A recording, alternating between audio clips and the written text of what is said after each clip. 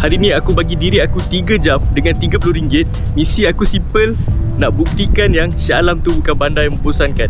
Jom.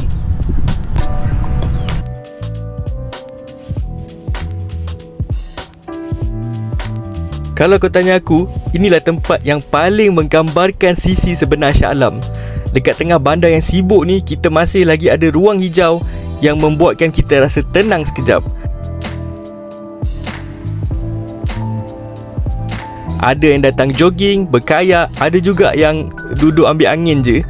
Mungkin Shah Alam bukan bandar yang penuh dengan tarikan pelancong, tapi bila tempat macam ni wujud, aku kurang setuju bila ada yang kata bandar ni membosankan.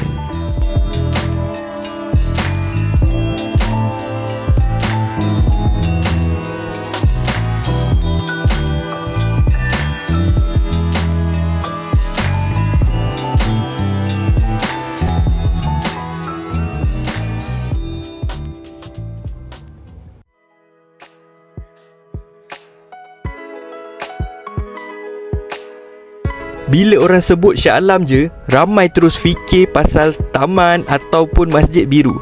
Tapi tak ramai yang tahu bandar ni ada juga ruang untuk seni berkembang. Aku sekarang dekat Galeri Shah Alam dan aku sempat melihat karya-karya daripada pelajar UiTM yang dipamerkan kepada orang ramai.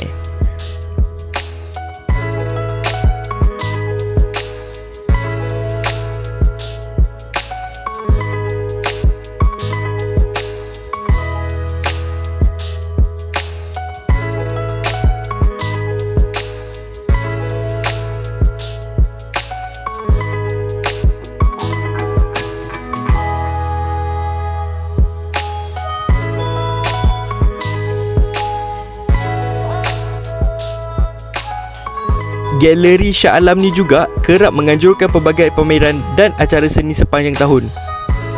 Mungkin seni bukan untuk semua orang, tapi bila sesebuah bandar masih memberi ruang kepada anak muda untuk berkarya dan berkongsi hasil, pada aku itu dah cukup untuk menunjukkan Shah Alam ada jiwa yang tersendiri.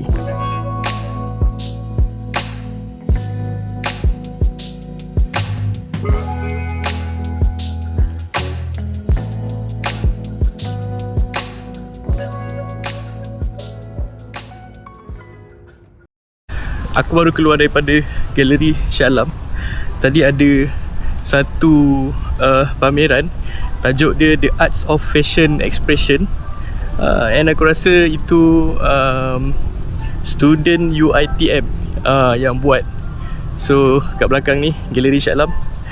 Jom kita pergi explore next tempat.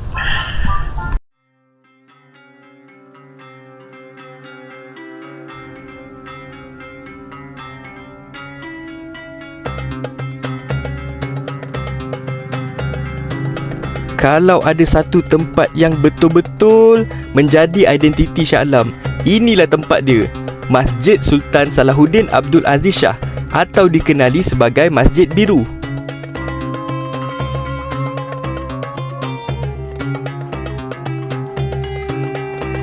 Daripada jauh lagi korang dah boleh nampak kubah birunya yang menjadi simbol kepada bandar Shah Alam. Semakin dekat aku lihat, semakin banyak perincian yang mula aku hargai. Seni bina dia bercirikan Islam, ukiran dia yang halus dengan gabungan ruang yang luas menjadikan masjid ini bukan sekadar tempat beribadah, tapi juga sebuah karya seni yang hidup. Kadang-kadang kita terlalu biasa melihat sesuatu sampai terlupa betapa istimewanya ia. And mungkin itu juga yang berlaku pada Shah Alam. Bukan bandar ni yang membosankan, kita cuma sudah terlalu biasa dengannya. Inilah Masjid Shah Alam. Aku rasa ni bangunan paling ikonik dekat Shah Alam ni. Kan aku dah cakap Shah Alam tak membosankan.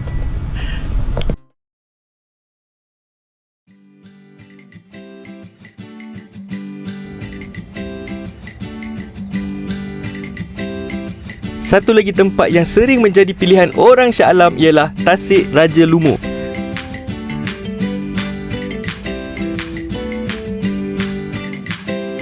Selain spot jogging kat sini dengan brisk walk, ramai juga yang datang sini untuk bagi makan ikan sambil menikmati suasana yang tenang.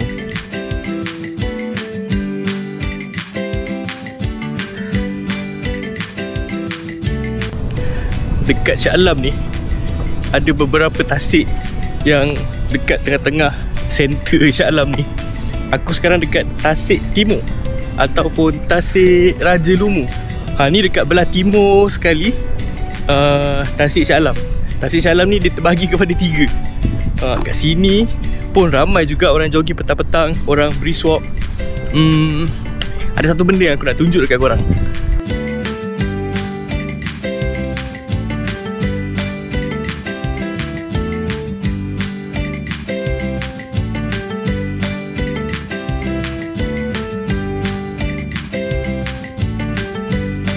Kadang-kadang kebahagiaan tak semestinya datang daripada tempat yang mewah, tapi daripada ruang sederhana yang buat kita rasa tenang.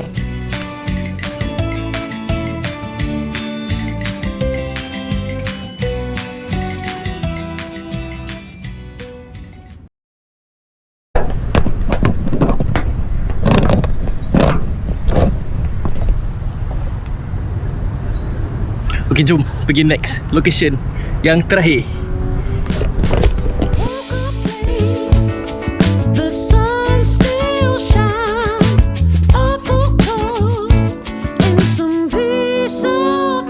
Aku habiskan hari ini dekat The Hidden Sorok.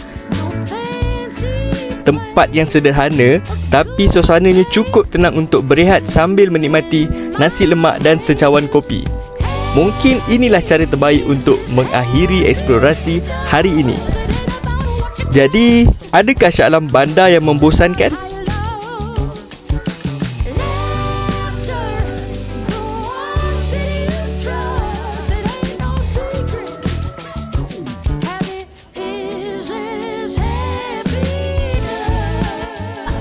So sebenarnya Shah Alam tidak membosankan. Jom, aku nak makan dulu. So jangan lupa like, komen dengan subscribe. Kita jumpa di next video. Bye bye.